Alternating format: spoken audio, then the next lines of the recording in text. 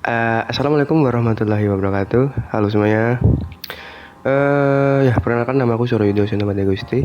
Aku mahasiswa Ilmu Komunikasi Universitas Muhammadiyah Yogyakarta (UMY). Ya, ya ini adalah tugas matkul Sosiologi Komunikasi. Ya apa sih videonya nanti? Ini sebenarnya tentang pengalamanku tentang apa ya, fans culture dan juga digital society. Ya, oke. Yang pertama ada fans culture ya. Apa sih fans culture itu? Fans culture atau budaya penggemar mengacu pada fenomena di mana sekelompok orang yang memiliki minat dan bakat yang sama atau antusiasme yang sama, dan itu tinggi terhadap suatu hal tertentu seperti film, musik, olahraga, tokoh publik, video games, atau bahkan produk tertentu. Ya, orang-orang itu membentuk sebuah komunitas dan berbagi pengalaman mereka.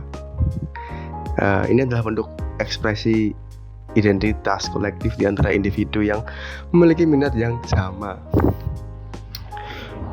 Aduh, ada noise sih. Tapi lanjut aja ya. Yang kedua nih. Cepet banget. Ya, dalam fans culture ini sebenarnya ada aspek-aspek ya. Yang pertama ada koneksi sosial. Para orang-orang yang membentuk sebuah komunitas itu, penggemar ya, aktor atau artis tertentu atau video game tertentu itu seringkali membentuk komunitas atau kelompok online di platform media sosial atau forum khusus untuk berinteraksi dan berbagi pengalaman mereka. Nah, ini sebenarnya juga nggak cuman dalam bentuk online sih, cuman ada offline. Itu sebenarnya ada event-event yang ya event-event tentang itu video game atau yang lainnya yang dibentuk oleh sebuah fans culture atau fandom. Di dalam biasanya acara-acara gini dibuat dalam mall atau ya tempat lainnya lah. Yang kedua, identitas. Menjadi penggemar suatu hal dapat menjadi bagian penting dari identitas seorang. Iyalah, misal nih ada seorang yang suka anime, itu pasti ya dia akan disebut wibu. Mohon maaf ibu-ibu. Nah, lalu apakah dengan adanya fans culture ini akan berdampak pada industri? Jelas, dengan adanya merchandise, lalu tiket konser misalnya, atau layanan daring, itu dapat membantu sebuah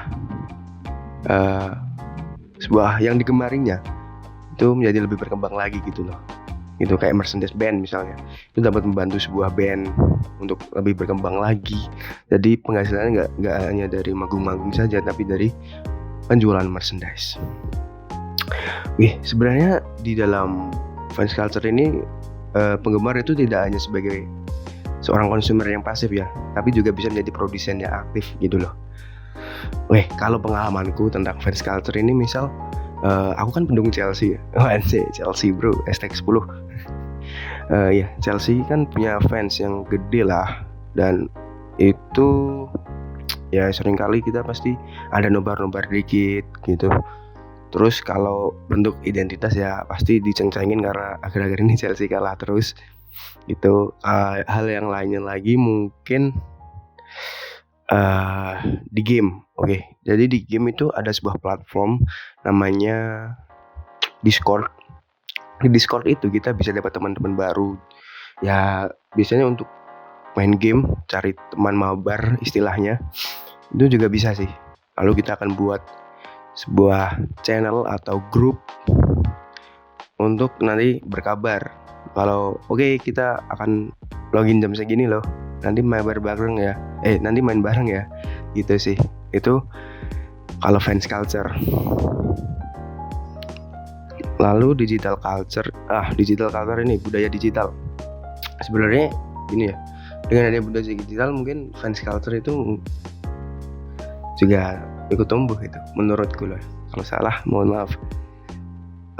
Budaya digital merujuk pada perubahan-perubahan budaya yang timbul akibat adopsi dan penggunaan teknologi digital dalam kehidupan sehari-hari.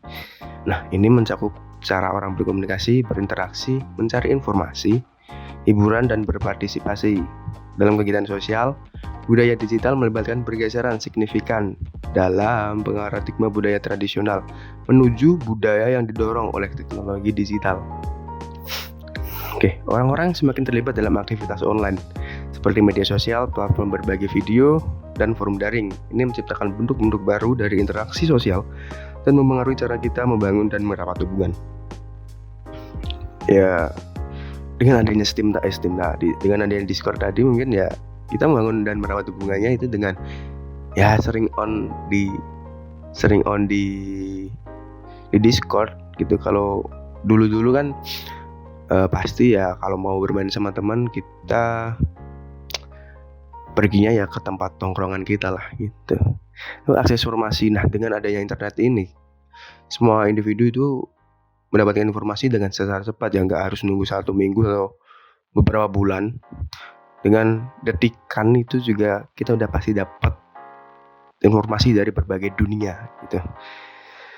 Lalu ada pergeseran konsumsi media dari tradisional ke media digital, streaming video, lalu podcast, ya sekarang podcast ya, dan platform musik digital menjadi sarana utama bagi konsumsi konten liburan. Oke, dengan adanya Spotify Wrapped kemarin, gila, orang-orang yang berbagi di Instagram Stories-nya tentang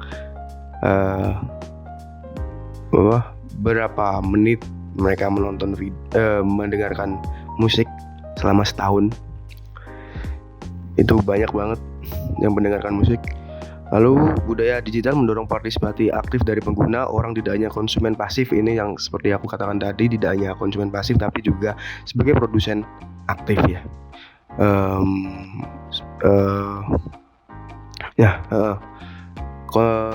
Penonton atau viewers itu juga dapat berpartisipasi dalam diskusi online. Itu kayak kalau di Instagram sekarang kan juga ada tuh fitur apa namanya, sebuah channel gitu, broadcast dari sebuah, misal Arya Restoran itu membuka itu, dan orang-orang dari followersnya itu diundang untuk ya diajak diskusi lah. Lalu globalisasi budaya, teknologi digital telah menghubungkan dunia dengan cara yang belum pernah terjadi sebelumnya. Budaya digital seringkali bersifat global, memungkinkan pertukaran ide, tren, dan gaya hidup antar berbagai komunitas di seluruh dunia. Misalnya saja ini tren fashion di Jepang, itu kan keren-keren ya.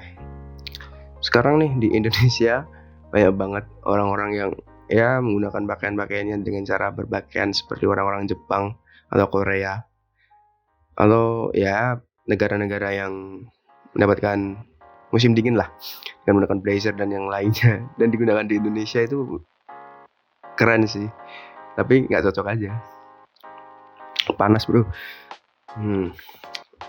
Lalu privasi dan etika. Dalam dunia digital, isu privasi dan etika menjadi semakin relevan. Pengguna harus menghadapi pertanyaan-pertanyaan tentang bagaimana data pribadi mereka digunakan, serta etika dalam penggunaan teknologi seperti kecerdasan buatan dan analisis data. AI ini baru ya sering digunakan oleh masyarakat lah saat ini. Dan pendidikan, yang terakhir ada pendidikan. Pendidikan juga mengalami transformasi dengan adopsi teknologi digital. Pembelajaran online, budaya pembelajaran digital, dan platform pembelajaran interaktif semakin umum digunakan. Ya misalnya 2-3 tahun yang lalu kita ditimpa COVID-19 dan semuanya harus dilakukan dengan pembelajaran online. Ya itu kalau tidak ada teknologi mungkin hancur sih waktu itu. Ya tapi terbantu oleh teknologi dengan adanya Zoom, Microsoft Teams, dan yang lainnya, sangat membantu dalam pembelajaran 3 tahun terakhir. Oke, untuk pengalamanku sendiri mungkin dalam budaya digital ya dalam sehari-hari aku menggunakan media sosial itu mungkin 24/7, 24/7. Ya setiap hari scrolling TikTok, buka konten Instagram untuk cari inspirasi. Ya itu tadi, dengan akses informasi yang sangat cepat kita dapat, itu ya sebenarnya semakin bahaya dan semakin bagus sih. Bahayanya ya gampang terserang hoax, dan untungnya aku jarang terkena hoax. Yes. Untuk ekspresi kreatif mungkin ya dengan adanya digital society ini, seperti konten-konten di TikTok itu banyak banget ya. Sebenarnya konten-konten yang kreatif yang bagus itu banyak banget, dan itu juga dapat ditiru sih. Ya 3 tahun terakhir ini aku sering meniru-niru konten-konten orang-orang gitu, dan ya itu tadi pendidikan berbasis online nih sangat membantu banget dengan adanya Zoom dan yang lainnya. Jadi praktis gitu, bisa diakses di mana saja. Menurutku sih gitu sih. Oke. Nah, konsumsi media juga pengalamanku dengan mendengarkan platform musik, sekarang sudah nggak menggunakan CD lagi. Itu ya sebenarnya jauh lebih menguntungkan bagiku karena gampang diakses juga, dan ya setiap hari aku mendengarkan musik. Itu sih, mendengarkan musik, menonton video, menonton film, podcast, itu setiap hari aku lakukan. Jadi ya gitulah kehidupan digital, budaya digital. Itu tadi adalah video pengalamanku tentang digital society dan fans culture. Ya sampai jumpa di pertemuan selanjutnya. Ya, wassalamualaikum warahmatullahi wabarakatuh. Bye bye.